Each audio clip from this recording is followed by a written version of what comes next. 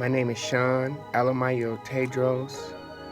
I'm a U.S. military veteran. I'm from the bloodline family of ABYSSINIA Tewodros II of Abyssinia, and I'm a traveler, a researcher, and author who specialize in retrieving Ethiopian history. This book here is called Prince Alemayehu Tewodros, and he was the son, the heir to the kingdom of Abyssinia through his father, who was Emperor King Tewodros. And he was the one that was taken to England as a guardian. He was beloved by the guest Victoria, or the Queen Victoria. And so he's one of the family members who my great-grandfather is brothers with him. And this is the material where they say that our resemblance in there is striking. And so this is based on the comparison of my life and his and research. So I'm going to England to uncover his background. And there's a mystery I have to add with this book. What's the mystery?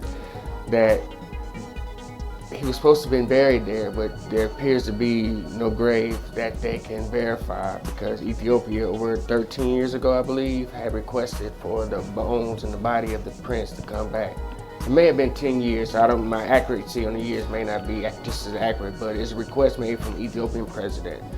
And they still have not brought his body back yet. And when I went to England and St. George Chapel, I wanted to go to the site to pay respect to the grave. They say they don't know where's it at. So, So they can't find his grave. Right. Or they're just not letting you know where his grave is. Or maybe he disappeared on them and they didn't know what to do and just said that, hey, he died and we buried him here. See, what I want to understand, just like this book right here, right? Mm-hmm. This book is The 19 Years of Life and the Return of the Prince Lion of Abyssinia, Spiritual Soul. You take a great deal of pride in these books. Mm-hmm. A great deal of pride in these books. You spend a great deal of time writing these books. Where do you find the time? It's like my cousin called me a history runner, and it's basically saying that as I go, I record, and at night I have odd hours. Sometimes I can be free all day and want to write and can't write nothing, but then 2 o'clock in the morning I just wake up and get to typing and all my information there, and it's maybe 7 in the morning by the time I finish, and then I may sleep 2 hours and then start my normal day.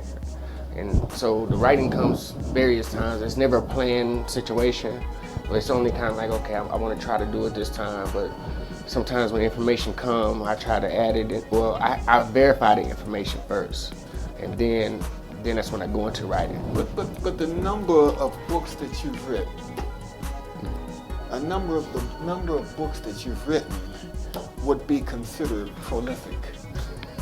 This would be considered prolific here. These books and the writing of them, this is a lot of writing. And that's just half the books. So now you're making me think like, well, there's a lot of information there. That's what I'm saying. Wow. This is a lot of information. What do you have citizenship there yet? I'm not yet. And I'm working on something, and hopefully to doing a special event. I'm looking to DNA test the hair of the king, his hair was brought back from England actually this year. So I'm looking to do that and want to show that my tie-in with the family and how strong that it is. I want something to go to that extent to where I get the ID based on this event. But if not, I can still get the ID, but now that my research comes to a conclusion, I'm ready for the final step of this journey, which would be to have an Ethiopian ID to say that, hey, this is my family, and this my father told me, and this is my people. It's like even still, people, America, they still my people, but this is from my father's side that I relate to, and I'm finally home. That's what that will mean. I guess for me, listening to you, I've known you for many years now. This means a lot to you, apparently. I've seen you give up a lot of stuff, a lot of material things. I've seen you renounce quite a few things to recapture your family's legacy. Why? I feel that whom in Ethiopia they call the Creator Xavier or the Most High. I feel that that's who I'm here for and why I'm doing this. I feel that He's giving me this purpose, and I did not put myself in a position to refuse what the Most High has given for me to do. But this has been an exciting journey because for what I'm doing, I see now the reason it's not for me is for the people to have an understanding of themselves. Well, it's incredible. First off, the Gunda history is indeed a lot older than American history. But there's a tribe in America called the tribe of the Cherokee, and actual the descendants that come and make the Cherokee are actual ancient Abyssinians. So there's actual history of Abyssinians settling in America before Christopher Columbus. And this was told to me by my grandmother from my mother's side, who we have Cherokee blood.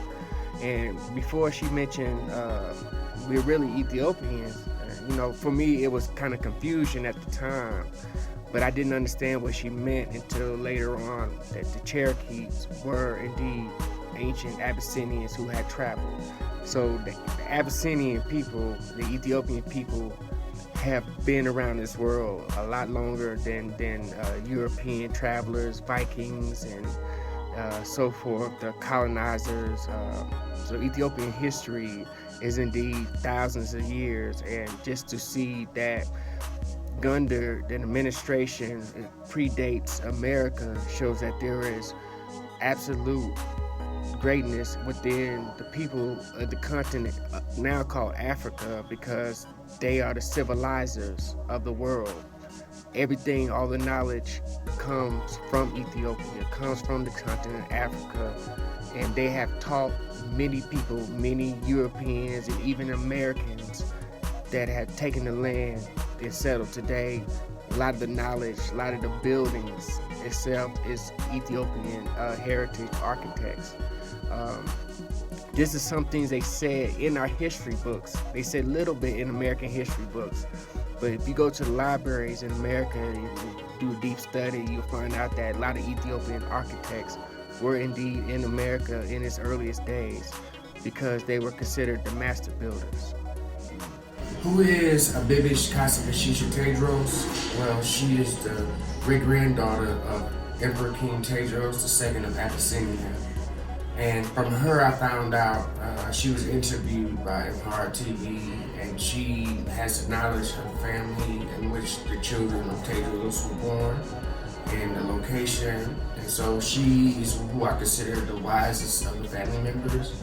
And she spreads the knowledge and wisdom and love for me, in which in return I give her the same. I refer to her as my Maye, my Ethiopian mother. We are just to a point where, meeting her is just like a grand moment, because to learn more of the history, she's the wisdom to go to. So I look to her as guidance and to help me in this journey as I put together the family records, the history, and to find myself where I belong in the family. She has intimate knowledge of Aztec Tewodros' background, and she was once visited by Miss Elizabeth when she made her journey here to Ethiopia. So I would deem ABEBECH KASSA Tewodros as someone honorable and someone very important and much respected throughout the country. And she has been on many TV interviews